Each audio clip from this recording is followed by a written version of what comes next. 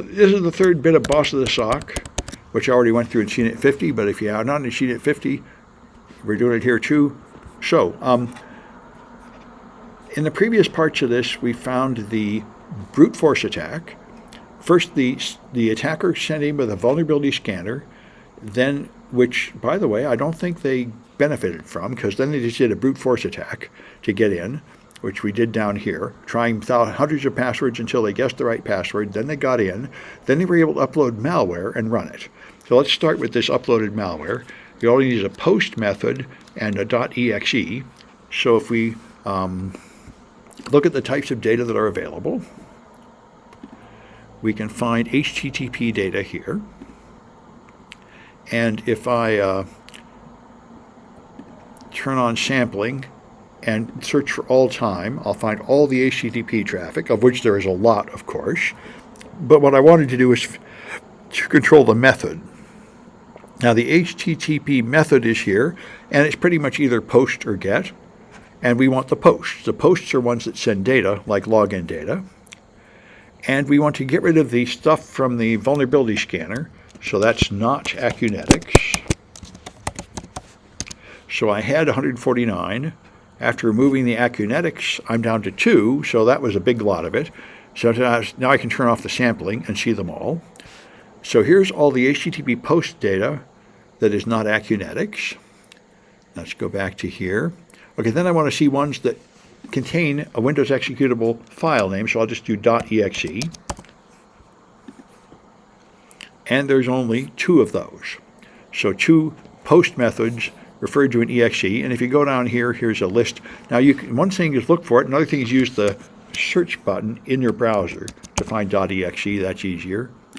And so here, you see it's referring to this file, 3791.exe, but that's in a long list of files, so maybe that's not really the one they did, but here is in fact them uploading that file with this file name, and down here is the binary contents of that file. So this is what they got from the vulnerability scanner, apparently. Once they gained the ability to upload a file, they chose to upload an exploit file from someplace like ThreatPost that just has a library of known exploits. And so it had this name, 3791.exe. That was the executable script that they used to deface the web server. So that was the uploaded executable. And we can learn more about it. For example, we can find its MD5 hash. Now, Sysmon is an optional add-on to Windows systems that is extremely valuable.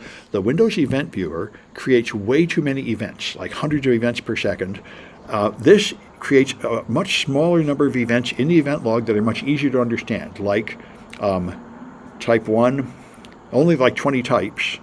And type 1, process creation, a process changed its trial creation time, network connection, process terminated, driver loaded, all very simple things that have clear, easy understanding, and it gives you a lot of information about them. So here, we want to find when this program is run, so that means there will be a process creation event with that file name in it. So we can find out more about this program that was run by going back to a clean search and looking at the Sysmon data, which is much easier to use. And here it is, Sysmon, Windows Event Log Sysmon operational. So there's the Sysmon data, and I want to find data that has that file name in it. And so I'll go to all time. There's 69 such events. Now I could further filter by event ID, which is here. 1 is process created. These others are something else, so I might as well, I want to find out when did it create a process with that name.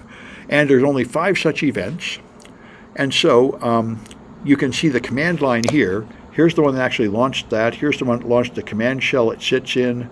And here's another related one, connection host or something. Here's cmd.exe. These are all various processes that are created in order to run this program. And only some of them will have the, now one thing about Sysmon is when you get an event type 1, it not only gives you the event, it gives you all sorts of useful information like all the hashes, SHA-1 and MD5, which is very handy right there, so you can run that in like VirusTotal or something. So the question here is find the hash of the malicious file, and I'm thinking I might do a little better. Let's get it was command line, right? Let's try doing this. Let's try making a table of command line.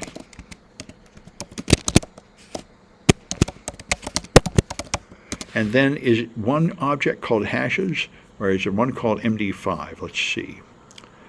There's hashes are there. And there is MD5, even better. Let's just have MD5. That might be better. Command line. Because before, I've done this in a really sleazy way, the way I really did it in the CTF. There's only 3 of them, and I just try all 3 till it works.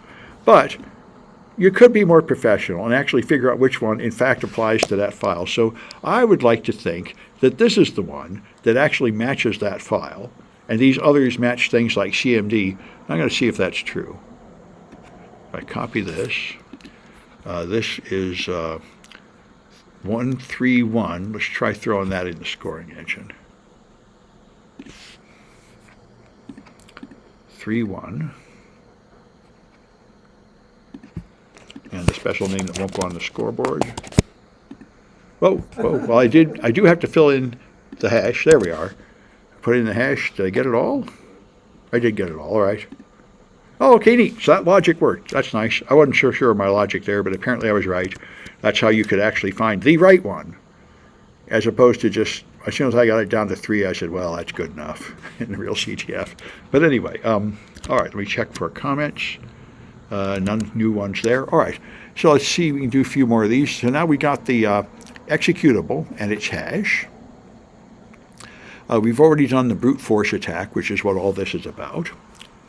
And so now we can answer this. So what is the IP address of this desktop computer on 24 August?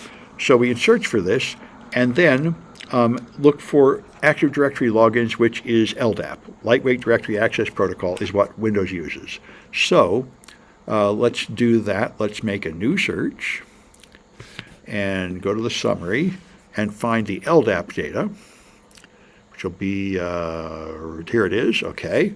And now add the name of that desktop, okay. And we'll start with all time and see what we get. 74 events, well, that's nice.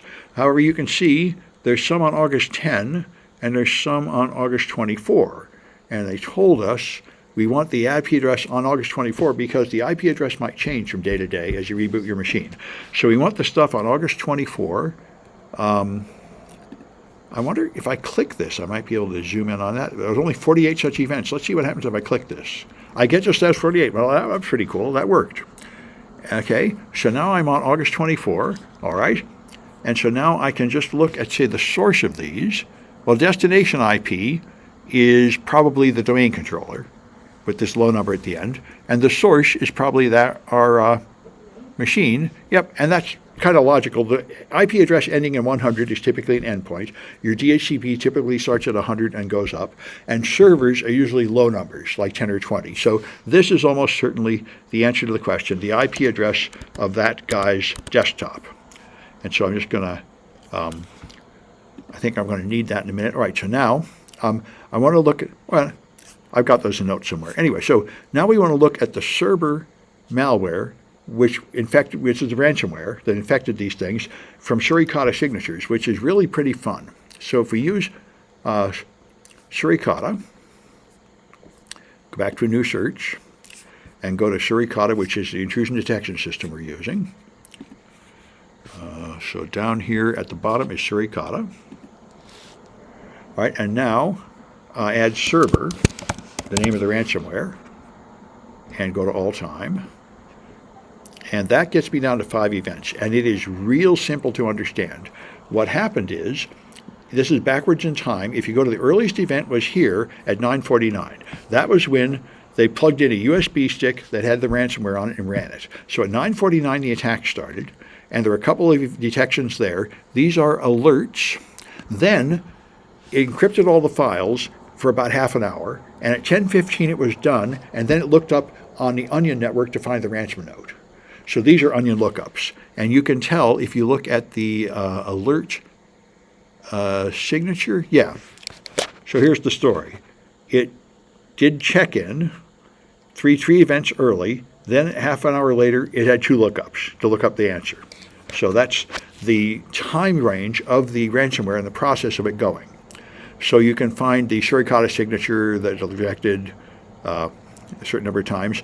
Now we're going to find the domain name the ransomware went to, and this one is fun. So here we know that the second two events here are domain lookups, and so they both happened at exactly the same time, down to the millisecond. So you want to look in this time period. There was a onion domain lookup. To zero in on this time, you just click this, and now you can say plus or minus 1 second. So now you have a 2-second period, and you know you got it right because these two events are still in there. Now you look for all events in that time period. What I really want to do is DNS events, but I'll start with just everything. Everything in a 2-second period can't be too many events. It's a couple of 4,000. And now if I go down to source type, there's going to be FortiGate, Stream SMB, Stream DNS, only 16 of them.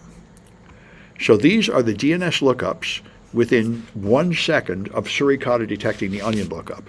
And if I just look at the query of these DNS queries, then I can see there's 3 that are obviously harmless and 1 that's obviously malicious with the name server in it. So that's the full domain name that it phoned into to get the ransomware. So that's a fun way to find that stuff. And I think the rest of this we'll do next time. I think that's enough.